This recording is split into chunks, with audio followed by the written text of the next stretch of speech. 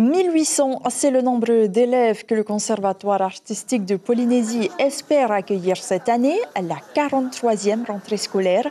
Les inscriptions sont ouvertes depuis ce mercredi. L'an dernier, les classes de l'établissement étaient déjà bien remplies. Près de 1700 enfants suivaient des cours dont la moitié étaient inscrits dans la section art traditionnel. Cette dernière est toujours en tête des sections les plus plébiscitées. La rentrée du conservatoire est prévue lundi 22 août. On en parle avec son directeur, Fabien Dinar. Yarana. Yarana Ayata. Merci d'être avec nous ce soir. Alors, Tefare Uparau connaît un succès toujours grandissant au regard des effectifs d'élèves. Est-ce que cela veut dire que l'art et la culture sont plus accessibles ou est-ce que les familles accordent plus de place à l'éducation artistique et culturelle? Je pense qu'aujourd'hui, l'offre est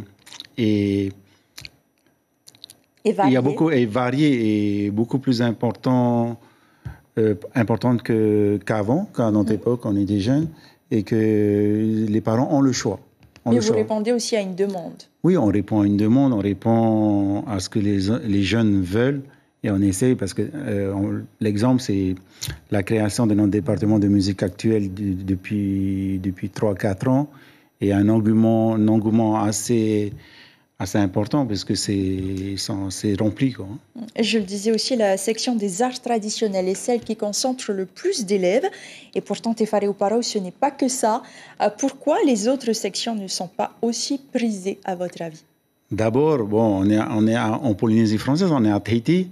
C'est normal et logique que les parents envoient leurs enfants d'abord vers la section des arts traditionnels. La danse, on le sait aujourd'hui, un engouement important, mais pas que chez nous. Et beaucoup de Japonais, beaucoup de Mexicains et beaucoup d'Américains dansent notre Ori-Tahiti.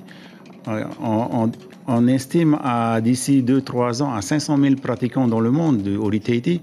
C'est beaucoup plus que la population totale de la Polynésie française. C'est donc un ancrage culturel vraiment propre au territoire. Oui. Le conservatoire a aussi un rôle de promotion de la langue. Depuis l'an dernier, vous essayez de mettre en valeur le Rio Tahiti dans les cours autres que les arts traditionnels. Est-ce que cela fonctionne? Oui, c'est un des axes importants du gouvernement, la valorisation et la promotion de la langue. L'année dernière, nous avons commencé à ouvrir des cours de storytelling, de Rio Tahiti. Et puis cette année, on a voulu aller beaucoup plus loin.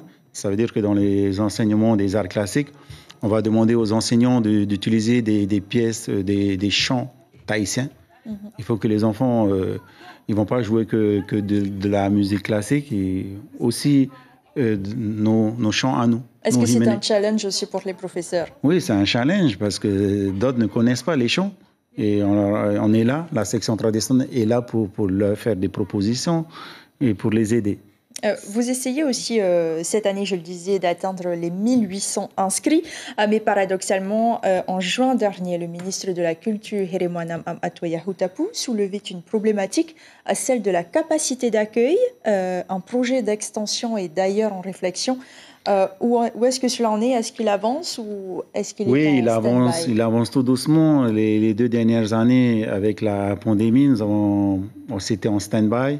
Mais là, on a repris les travaux pour pouvoir acquérir la parcelle qui est adjacente au conservatoire pour son extension. Donc, les travaux sont en cours.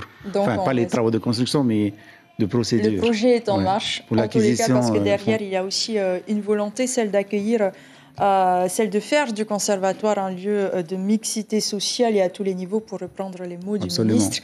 Ce n'est pas le cas aujourd'hui, ou du moins, il y a encore du chemin. Il y a encore du chemin parce que le conservatoire est toujours...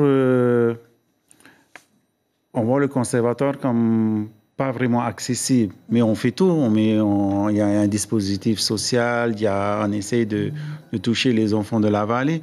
On va dans l'école juste à côté pour pouvoir accueillir les enfants qui n'ont pas les moyens de venir au conservatoire. On les accueille, c'est pas évident pour eux. C'est de venir. Alors, je ne dis pas que je fais un appel, parce que sinon demain, il y aura 5000 enfants qui vont venir au conservatoire. Mais d'abord, les écoles qui sont juste à côté, parce que c'est un problème, le transport.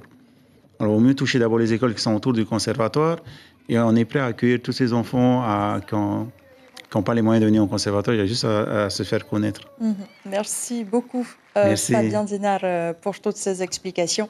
À noter aussi que 3 événements importants vont marquer la rentrée à l'organisation du concours de Taïrib Omotou le vendredi 16 septembre dans les jardins du musée de Tahiti et des îles, le festival international de soul et de jazz du 19 septembre au 1er octobre et enfin à l'étape polynésienne du concours des voix des Outre-mer le 27 septembre au Grand Théâtre de la Maison de la Culture.